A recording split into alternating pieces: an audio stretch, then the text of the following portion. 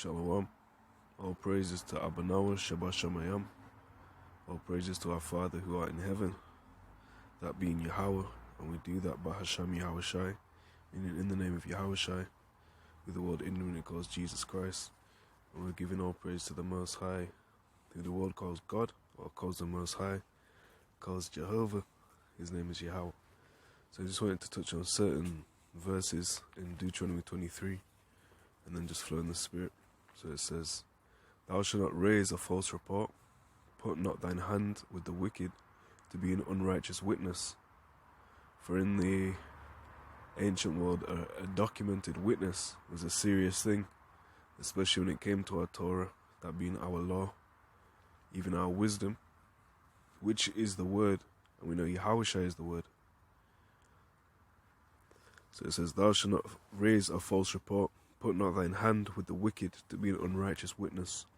Because certain ones, Deuteronomy 17, something around 5.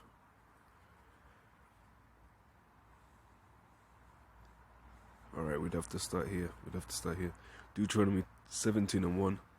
"Thou shalt not sacrifice unto Yahawah halalyam any bullock or sheep wherein is blemish, or any evil favoredness, for that is an abomination unto Yahawah halalyam." Alright, so there was no blemish, there was no evil favoredness in Yahawashi. That's why he's the perfect sacrifice. When it comes to sacrifices for sin, for Israel, he fulfilled that. There's no sacrifice that can outdo that or undo that. It says, "If there be found among you within any of thy gates, which Yahawah thy God giveth thee, man or woman that hath wrought wickedness in the sight of Yahawah halalyam, in transgressing his covenant, and hath gone and served other gods and worshipped them, either the sun or moon or any of the host of heaven, which I have not commanded, and it be told thee, and thou hast heard of it, and inquired diligently, and behold, it be true, and the thing certain, that such abomination is wrought in Israel, then shalt thou bring forth that man or that woman which have committed that wicked thing unto thy gates, even that man or that woman, and shall stone them with stones till they die." Now the next verse is the key verse. I'm just going to take a sip of water real quick. So Deuteronomy 17 and 6.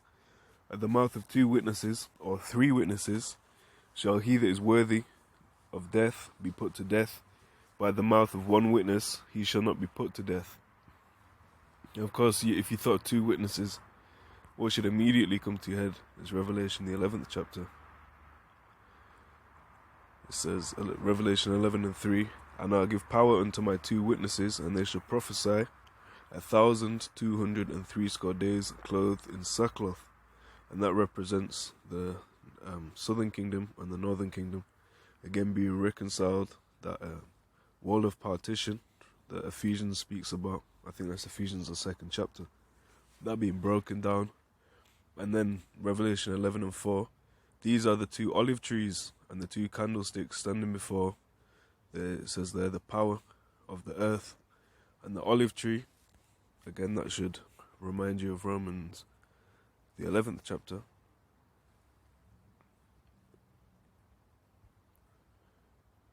We start at 11 and 14. "If by any means I may provoke to emulation them which are my flesh, and might save some of them."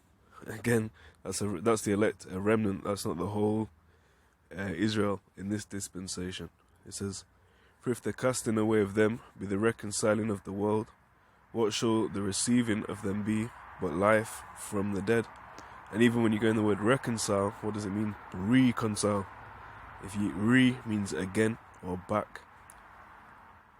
It says, look, "For if the first fruit be holy, the lump is also holy, and if the root be holy, so are the branches." So they all coming from what? The same root. It says, "And if some of the branches be broken off, them of the same root, and thou being a wild olive tree, wert grafted in among them, and with them partakest of the root and fatness of the olive tree, boast not against the branches, but if thou boast, thou bearest not the root, but the root thee." It says, "Then thou Thou wilt say then, the branches were broken off, that I might be grafted in. And then everyone's go, oh, see? So the non-Israelites. Well, I think it's Jeremiah 11.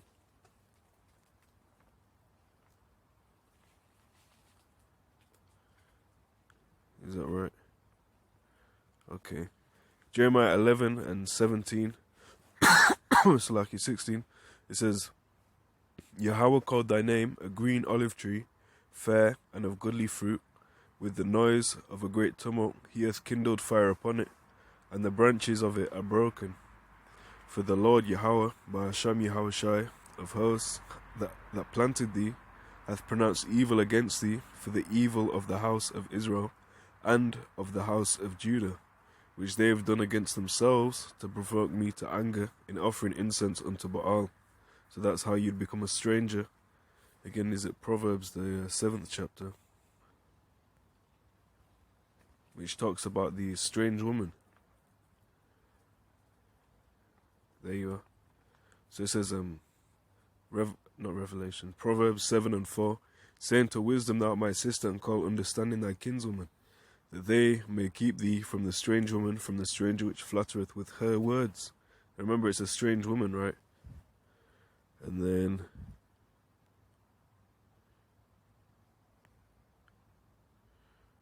bear with me. Where it talks about, it says she forgot her covenant, or the covenant.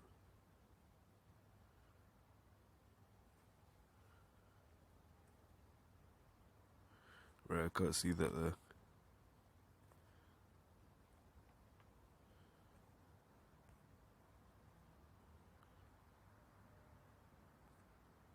Salachia.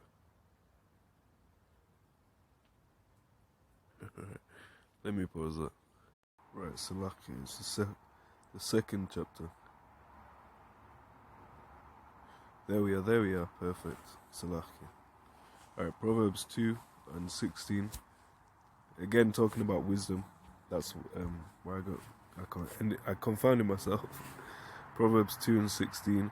To deliver thee from the strange woman, even from the stranger which flattereth with her words, which forsaketh the guide of her youth, and forgetteth the covenant of her God. So the covenant of her God would be what? Exactly. So how's she a strange woman? When that covenant, our covenant, was only given to Israel.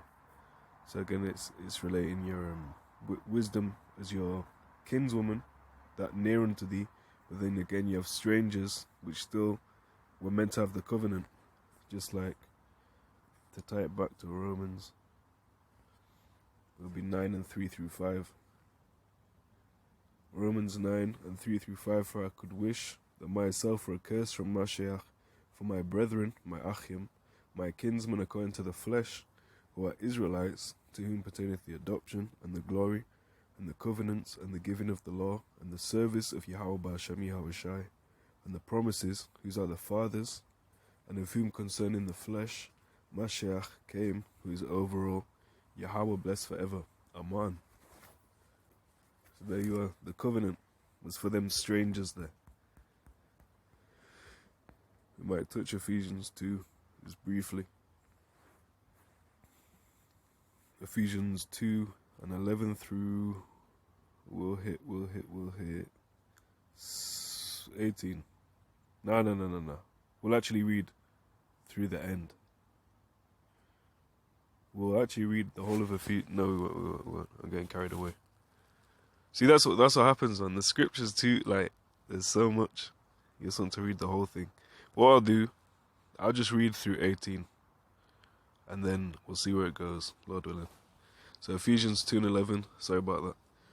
It says, wherefore remember that ye, being in time past Gentiles in the flesh, who are called uncircumcision, by that which is called the circumcision, in the flesh made by hands, that at the time ye were without Mashiach, being aliens from the commonwealth of Israel, and strangers from the covenants of promise, having no hope, and without Yahawah bahasham Yahawashi in the world, but now in Mashiach Yahawashi, ye who sometimes were far off are made nigh by the blood of Mashiach. So the strangers, just as that woman whose covenant she forgot or trespassed, she's a stranger, but she was still, the covenant of promise was still unto her, innit? The covenant of her God was still with her, but she became a stranger. It says in 13 of Ephesians 2, but now in Mashiach Yahawashi, ye who sometimes were far off are made nigh by the blood of Mashiach. For he is our peace, who hath made both one, and hath broken down the middle wall of partition between us, having abolished in his flesh the enmity, even the law of commandments contained in ordinances, for to make in himself of twain one new man, so making peace, and that he might reconcile, remember again, reconcile both into Yahawah bahasham Yahawashi, in one body by the cross, having slain the enmity thereby, and came and preached peace to you which were afar off, and to them that were nigh. For through him we both have access by one Spirit unto the Father, Abanawa. It says, now therefore ye are no more strangers and foreigners, but fellow citizens with the saints, and of the household of Yahawah bahasham Yahawashi. And the saints are Israelites. The saints is just a synonym, or it's just another title for the children of Israel, the elect at that. So we will hit them. We've hit them before, but we'll hit them. Psalms 50:5, gather my saints untogether, those that have made a covenant with me by sacrifice. We've gone through enough witnesses to show the covenants were for a certain people, and the strangers of that people. These Christians thought I got soft, man. Psalms 148:14, he exalteth also the horn of his people, the praise of his saints, even of the children of Israel, a people near unto him. Praise ye Yahawah bahasham Yahawashi. And when you see even, some people may go, well, the analogy I always use is you've got a close group of people, so you might have your close associates, and then you've got an outer circle. You don't really contact them too much, and you might say, I'm having a gathering, not in this time, with the government guidance and all of that, and try for lockdown.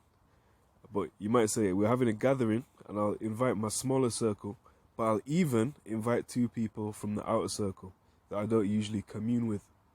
And that would be like making an extra, something different or out of the normal.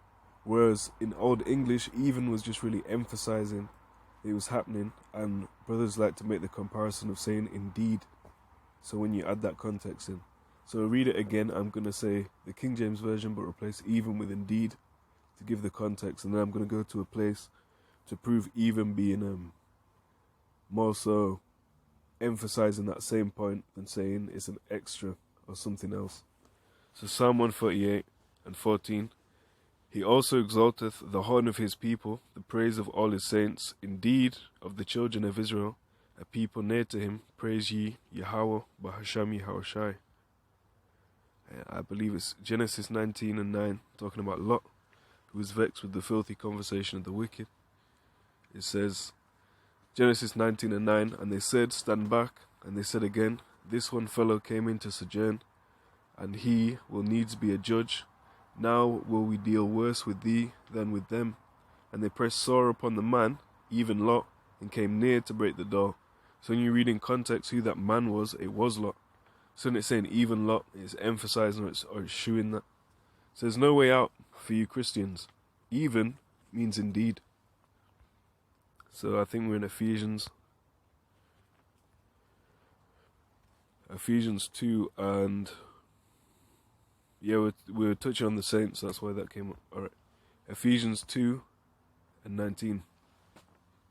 Now therefore ye are no more strangers and foreigners, but fellow citizens with the saints, and of the household of Yahawah bahasham Yahawashi. And when you go in the word a citizen, that's related to a city, or a polis, a police. That's where you get the term police, the rulership or management of a city. And what city would that be? The holy city, New Jerusalem, which will come down from heaven in accordance with Revelation 21. I'm talking about that New Jerusalem. That's the same as whose there's no more sorrow, mourning, pain, tears, paraphrasing. And also Revelation, the 7th chapter, I believe it's the literal last verse of that.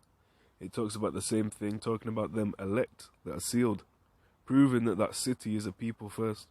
Jerusalem being a city before a place, or sorry,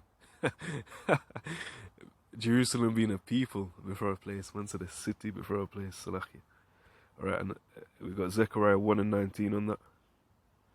It says, "And I said unto the angel that talked with me, What be these? And he answered me, These are the horns which have scattered Judah, Israel, and Jerusalem, and Yerushalayim, meaning the city of peace."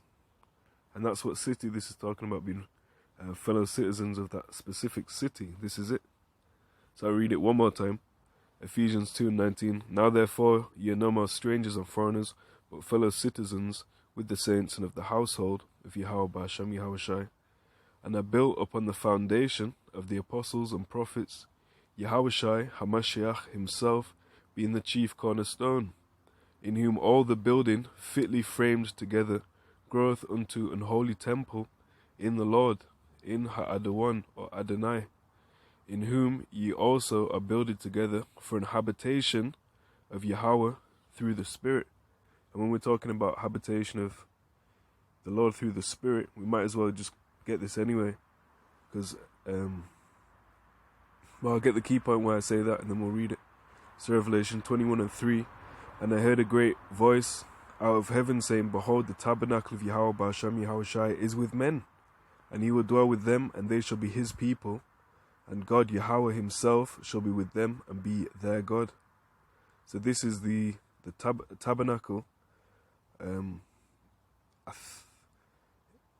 I can't remember precisely the Hebrew word, so I'm not going to say it, but it's the non-Yiddish form of Sukkoth. So I think it's Sakawath, but I could be mistaken. So don't take that as necessarily accurate. But we were actually in Exodus 23, and this so far has had nothing to do with it really. So we'll go back to this. It says, Exodus 23 and 2, "Thou shalt not follow a multitude to do evil, neither shalt thou speak in a cause to decline after many to wrest judgment." So we're not meant to join in with people just because this the crowd mentality. There's actually a fancier term for it, like a social science or a psychology study on that, and the word psych, not like psych, but like psychology, psyche. That goes back to the Greek word psyche or psyche, something like more Greek. But psyche means soul. So psychology would go back to the word psyche and logos. So soul and word. So logos, you have logic, that all goes back to the word. The word for word. Verse 3, it says, "Neither shalt thou countenance a poor man in his cause." So let's actually touch the word countenance. Spoken.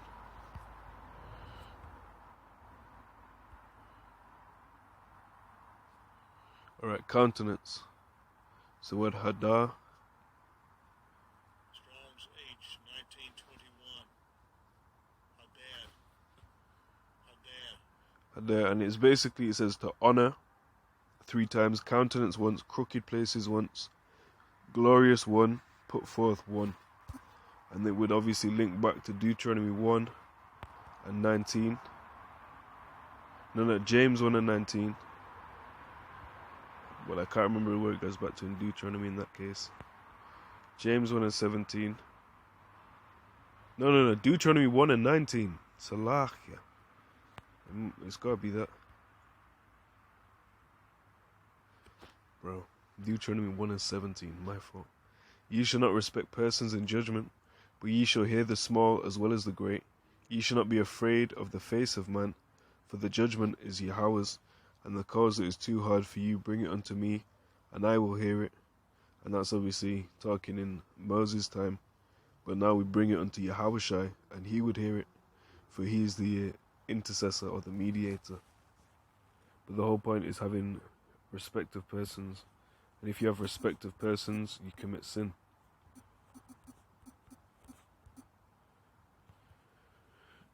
there is James 2 and 9. James 2 and 9, but if you have respect to persons, you commit sin, and are convinced of the law as transgressors.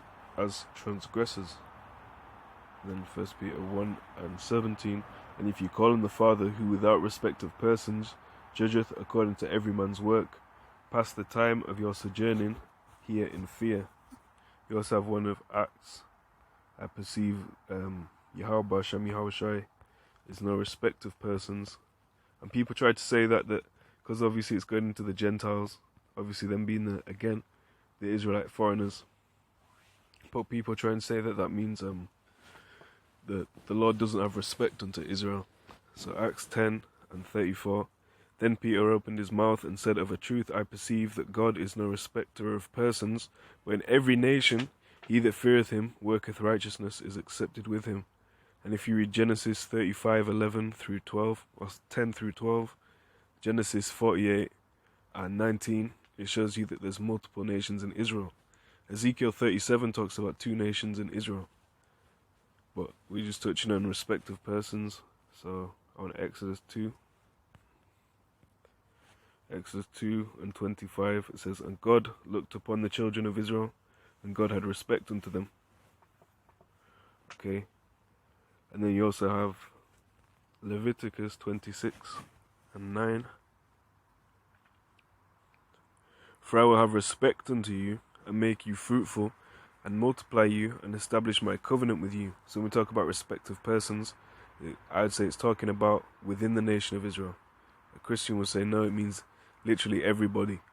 But then why would he say Esau have I hated if he didn't have certain distinctions or discriminations, discernment, meaning to fight, to distinguish, basically. So that wasn't really Exodus 23. I'm not sure what the title of that is, but I pray it was edifying, giving all praises to Yahawah, bahasham, Yahawashi, Shalom.